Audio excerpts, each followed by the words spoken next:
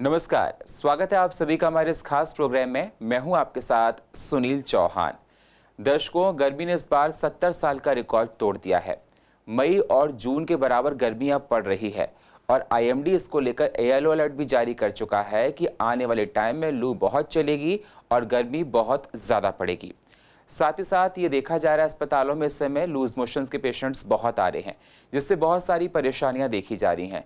तो आज अपने प्रोग्राम में हम आपको बताएंगे किस प्रकार से गर्मी में अपनी देखरेख आपको करनी है, घर पर बना हुआ क्या खाना है, क्या नहीं खाना है, कौन कौन सी बातों का ध्यान देना है और कब हमको डॉक्टर से परामर्श करना है, क्योंकि कई बार ये देखा जाता है डिहाइड्रेशन बहुत हो जाता है और हम लोग बहुत लेट डॉक्टर के पास पहुंचते हैं तो स्थिति बहुत खराब हो जाती है। इन सारी बातों पर डिस्कशन करने के लिए हमारे साथ आईएमए ईडीबी के प्रेसिडेंट डॉक्टर गौतम सिंह जी हैं। स्वागत है सर। नमस्कार। डॉक्टर गौतम आपको बताएंगे, समझाएंगे, लेकिन उससे पहले आप छोटी सी रिपोर्ट देखिए। दिल्ली एनसीआर में लगातार बढ़ रहा है पारा। कैसे बचें इस बार की गर्मी से? घर से बाहर जाते समय किस तरह से निकलें? डिहाइड्रेशन से बचने के लिए क्या करें? हीट स्ट्रोक से बचने के लिए क्या करें? गर्मी में शरीर की साफ सफाई का ध्यान कैसे रखें? डेंगू चिकनगुनिया से बचने के लिए क्या करें? गर्मी में कौन सी चीजों का सेवन करें, कौन सी चीजों का सेवन ना करें? दिल्ली एनसीआर में लगातार गर्मी का प्रकोप बढ़ता जा रहा है। गर्मी प्रचंड रूप अपनाती जा रही है। पारा लगातार 35 को क्रॉस करता जा रहा है। मौसम विभाग का कहना है कि आने वाले दिनों में गर्मी अपना और रौद्र रूप अपनाएगी। मतलब गर्मी और बढ़ेगी और गर्मी से बचने के लिए लोग हर तरह के उपाय ढूंढ रहे हैं। बाजारों में देखा जा रहा है कि जूस की दुकान पर भीड़ है, लोग जूस पी रहे हैं। कहा जा रहा है कि अब आप लोगों को खान पान का ठीक से ध्यान रखना है। गर्मी के साथ डेंगू चिकनगुनिया के भी केस आने लगे हैं। डॉक्टर्स का ये कहना है कि तरल पदार्थ का सेवन करें, गर्म चीजों से बचें, बाहर निकलते वक्त एहतियात बरतें, साफ सफाई का ध्यान जरूर रखें। और भी महत्वपूर्ण बातें डॉक्टर बता रहे हैं, तो जानिए कैसे रखें ध्यान गर्मी में अपनी सेहत का। हेल्थ डेस्क से सुनील चौहान, सीसीएन न्यूज, दिल्ली। तो जैसा आपने रिपोर्ट में देखा और जानने की कोशिश की कि गर्मी बहुत पड़ रही है और सालों का रिकॉर्ड टूट चुका है। ऐसी गर्मी लोग कह रहे हैं कि उन्होंने नहीं देखी थी जैसी इस बार पड़ रही है। मार्च में, अप्रैल में जो टेम्परेचर देखा गया, असर देखा जा रहा है, गर्मी लगातार बढ़ती जा रही है और आईएमडी इस बात को लेकर येलो अलर्ट जारी कर चुका है कि आने वाले टाइम में गर्मी बहुत बढ़ेगी। गर्मी सभी के लिए होती है, तो दर्शकों को आप क्या कहना चाहते हैं कि इस प्रकार हम लोगों को किस प्रकार से देखरेख करनी है जिससे जो गर्मी में समस्याएं होती हैं वो ना हो? देखिए सुनील, इस बार गर्मी की चिंता हमें हर बार से जो है वो ज़्यादा करनी पड़ेगी। उसका एक मुख्य कारण ये है कि जैसे कि एंटार्क्टिका के अंदर जो है वो -60 डिग्री टेम्परेचर होता है, इस बार एंटार्क्टिका में -12 डिग्री टेम्परेचर इस दौरान जो है वो नोट किया गया है। इसका मतलब ये है कि 40 डिग्री टेम्परेचर का फ़र्क इस बार देखा जा रहा है, जिसमें 40 डिग्री टेम्परेचर बढ़ गया है। कहने का मतलब ये है कि जहाँ जहाँ बर्फ़ होती थी एंटार्क्टिका में, वहाँ वहाँ अब जो है वो पानी जो है वो फ्री फ्लो कर रहा है, क्योंकि वहाँ पे बर्फ़ जो है वो पिघल चुकी है। तो इस बार गर्मी का कहर कुछ अलग ही होने वाला है, कुछ ज़्यादा ही होने वाला है और हमारे को इस बार जो है वो गर्मी से बचने की जो है वो बहुत ज़्यादा आवश्यकता है। हम भी ये देख रहे हैं कि कई सालों के जो वर्ष की जो गर्मियाँ थी उसके मुकाबले इस बार जो देखा जा रहा है कि ये गर्मी बहुत ज़्यादा है। और जब भी गर्मी के साथ जो है वो हवा चलती है तो ये बहुत जल्दी जो है वो लू में बदल जाती है और बहुत जल्दी लोगों को जो है वो अपनी बीमारी की चपेट में ले लेती है। साथ ही में जब गर्मी का मौसम आता है तो अवश्य है कि लोग चाहते हैं कि वो कुछ पानी पीते रहें, कुछ तरल पदार्थ लेते रहें और ऐसे में कई बार जो है वो बाज़ार से इन्फेक्टेड पानी या कोई कंटेमिनेटेड जो है कोई सोर्स होता है जिससे कि जो है लिक्विड उनका जो है वो कंटेमिनेट हो जाता है। तो अक्सर देखा जाता है कि गर्मी के मौसम में जो है वो लूज मोशन और लू के जो है वो मरीज़ बहुत कॉमनली आने लगते हैं। तो इस बार जो है इस गर्मी को ज़्यादा सीरियसली लेते हुए हमें इससे जो है वो बचने के उपाय अपने पूरी तरह से करने चाहिए। बिल्कुल डॉक्टर साहब, आपने बहुत अच्छे से बताया है कि आने वाले टाइम में गर्मी बहुत पड़ेगी और गर्मी से बचने के उपाय हम लोगों को करने हैं। दर्शकों को आपने बताया और हम सिलसिलेवार तरीके से आपसे क्वेश्चन करते जाएंगे। सबसे पहले सवाल मेरा आपसे यही है कि आप अपनी ओपीडी में किस प्रकार से देख रहे हैं मरीज आ रहे हैं, जैसे मैंने आपसे डिस्कशन किया तो आपने कहा लूज मोशन के लोग बहुत आ रहे हैं। तो अगर इस टाइम पे लूज मोशन की परेशानियां लोगों को है, डिहाइड्रेशन है, तो उन लोगों के लिए आप क्या कहना चाहते हैं?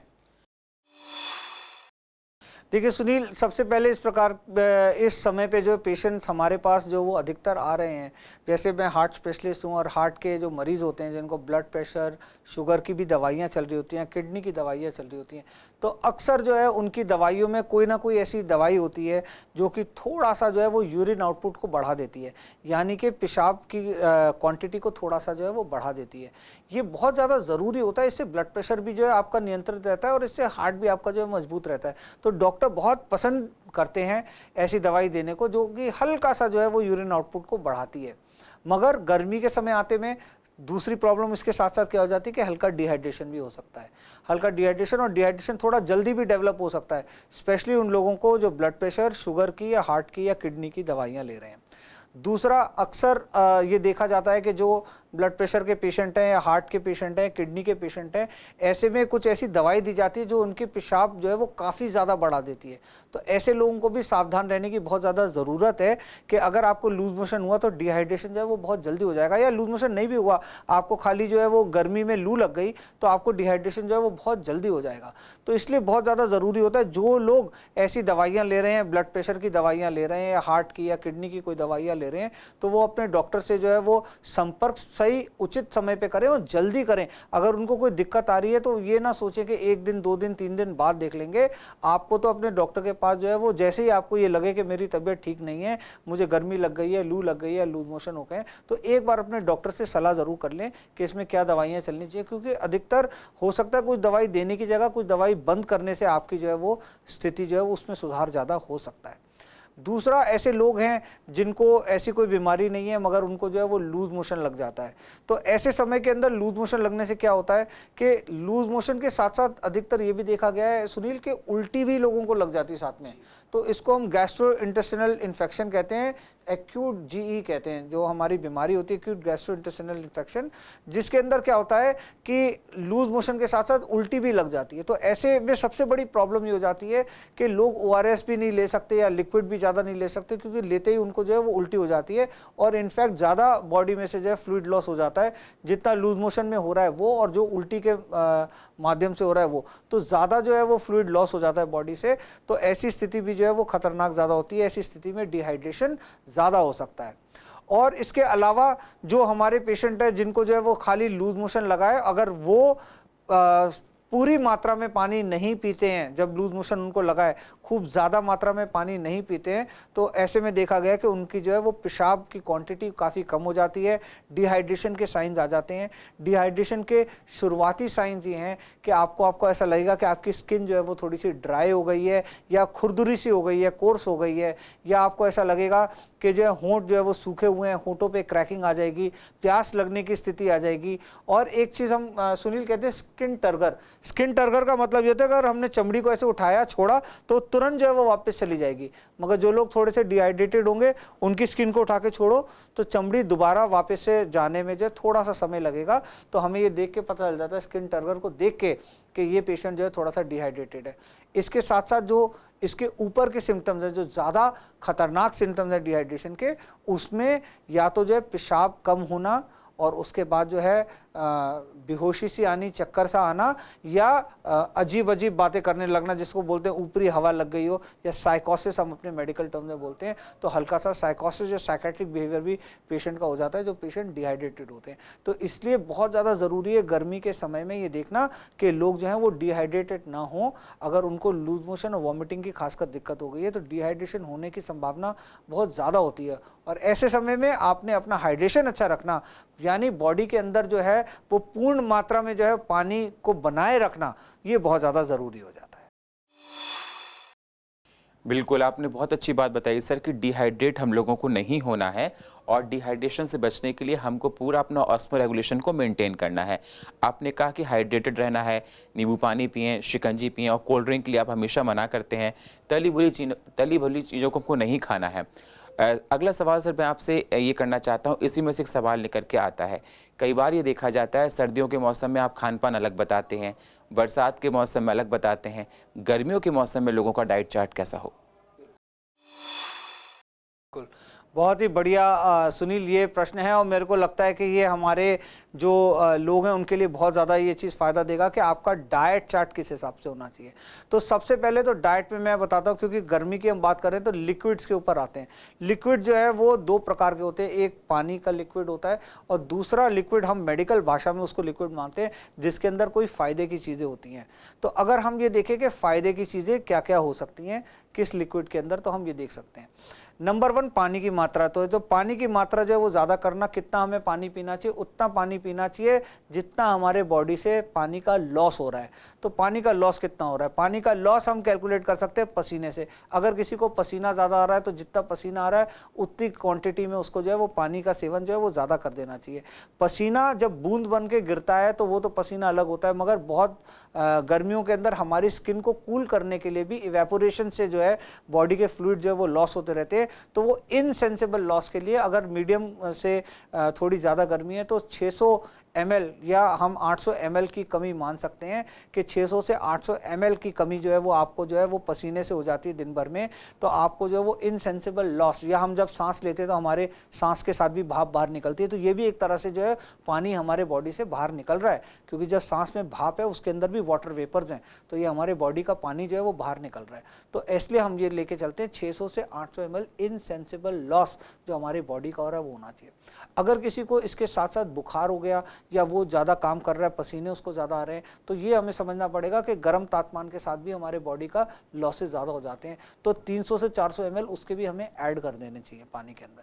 और उसके अलावा जितना हमारे को यूरिन आ रहा है उस यूरिन का क्वांटिटी ऐड कर देना चाहिए। तो ओवरऑल हम ये लेके चलेंगे urine plus 600 ml insensible loss. अगर कोई मेहनत ज़्यादा कर रहा है या एफर्ट ज़्यादा कर रहा है या थकान ज़्यादा हो रही है, पसीना ज़्यादा हो रहा है, तो उसको urine output plus 1200 ml of insensible loss लेके उतनी क्वांटिटी में अगर आप जो है वो लिक्विड पानी अपनी बॉडी में पूर्ति करेंगे तो ये लगभग ये रहेगा, तय रहेगा कि आपके बॉडी में जो है वो पानी की कमी नहीं होगी।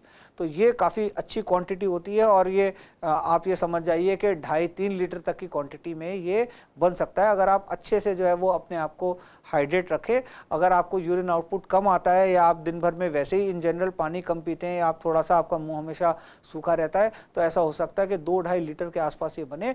बट डेफिनेटली गर्मियों के अंदर आपने अपनी लिक्विड की क्वांटिटी बढ़ा देनी चाहिए, यानी पानी की क्वांटिटी बढ़ा देनी चाहिए।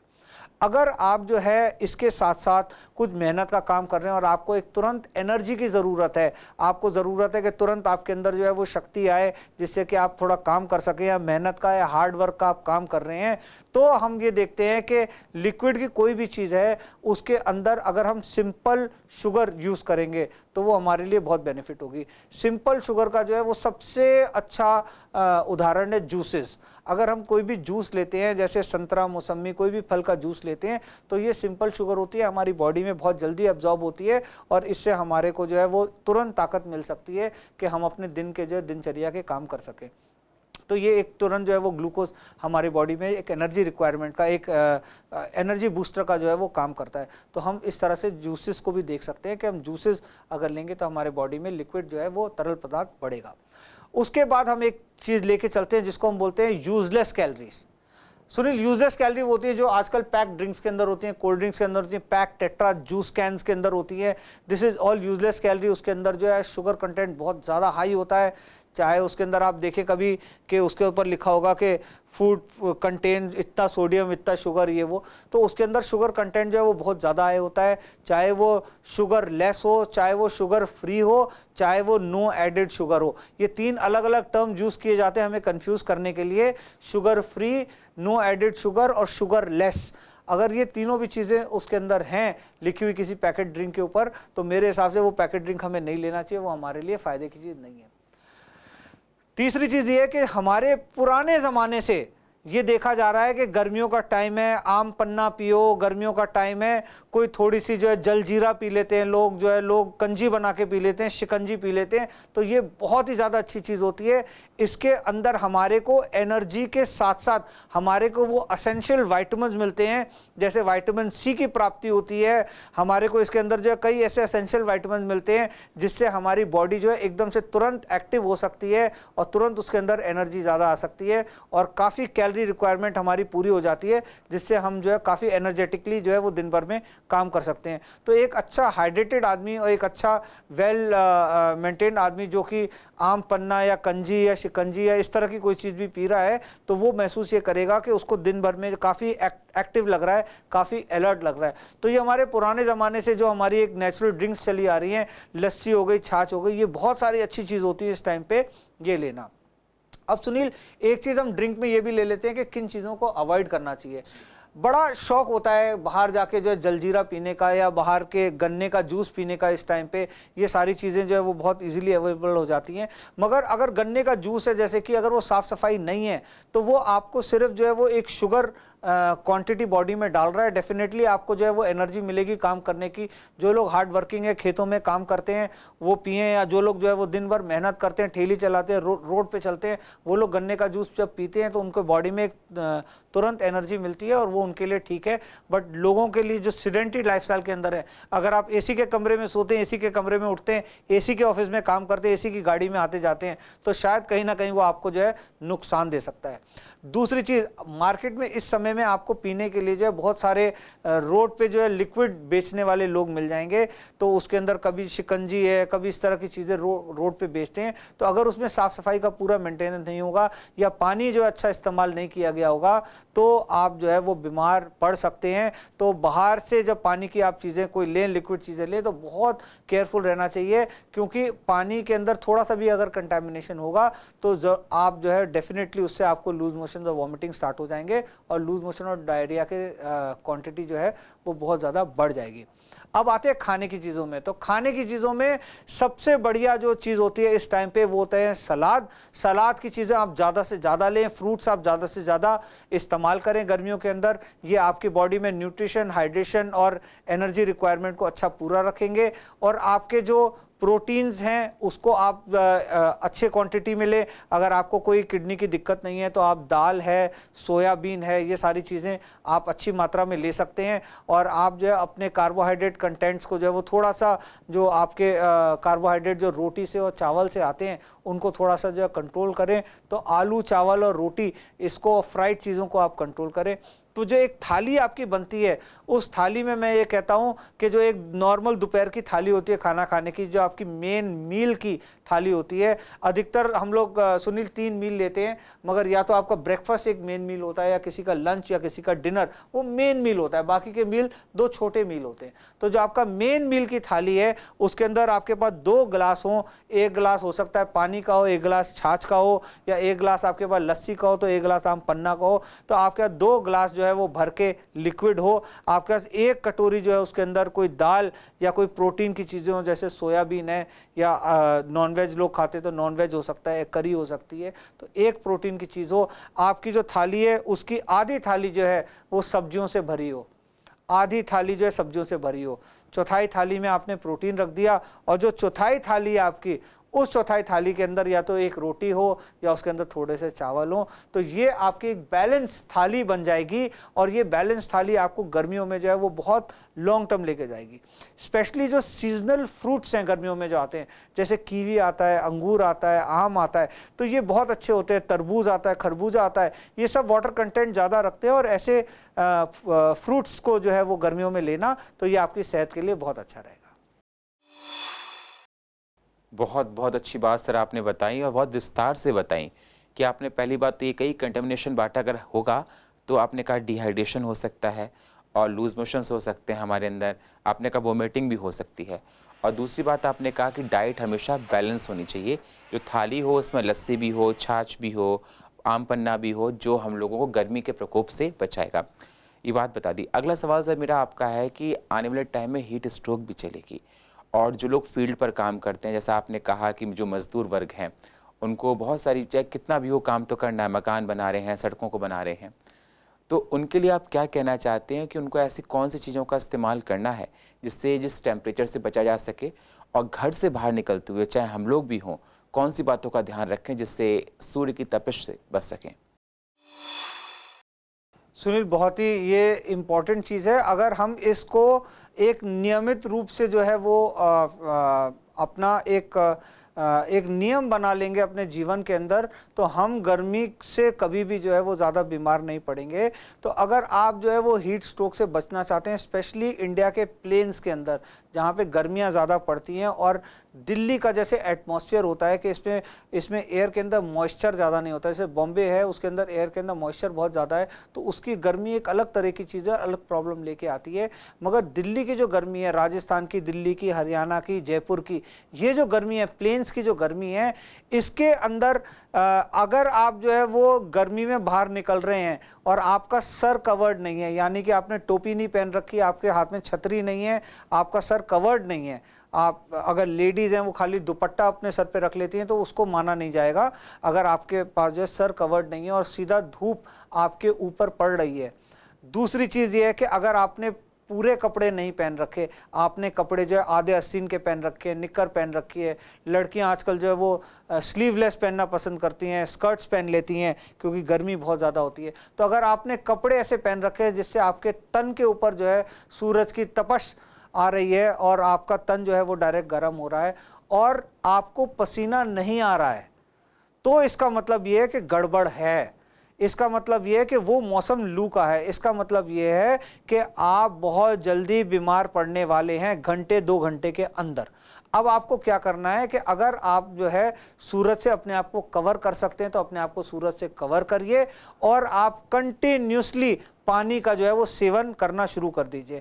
आप इतना पानी का सेवन करिए कि जब तक आपको पेशाब नहीं आने लगे, उतना पानी का सेवन करिए। और आपको ये भी अपने बॉडी को समझ के हैरानी होगी कि आप जितना भी पानी पियोगे आप ये देखोगे कि यूरिन नहीं बन रहा, क्योंकि बॉडी में बहुत जल्दी डिहाइड्रेशन हो जाता है। बड़ा मुश्किल है इतनी फास्ट पानी पीना, जितनी फास्ट जो है वो हम बॉडी से डिहाइड्रेशन हो जाता है। तो आप जैसे कि एक बॉटल 250 ml की या 500 ml की पानी की बॉटल होती है, तो उसको अपने हाथ में रखिए और कंटिन्यूसली उसको हर थोड़ी देर में जो है सिप करते रहिए। पानी, ठंडी बोतल आपने ली, वो गर्म ना होने पाए उससे पहले आप उसको ख़त्म करिए और तुरंत जो है वो दूसरी बोतल लीजिए पानी की और उसको पीने लगिए। टाइम मत ज़ाया करिए, क्योंकि ऐसे टाइम के अंदर क्या होता है, अधिकतर ये देखा जाता है कि जो लोग थोड़ा सा पानी कम पीते हैं उनको फिर सिर दर्द या इस तरह की दिक्कतें चालू हो जाती हैं, और जो लोग पानी पीना भूल जाते हैं, किसी कारणवश पानी नहीं पीते, उनको प्यास भी नहीं लगती, सीधे सीधे उनको बुखार आ जाता है और उनको जो है लू लग जाती है।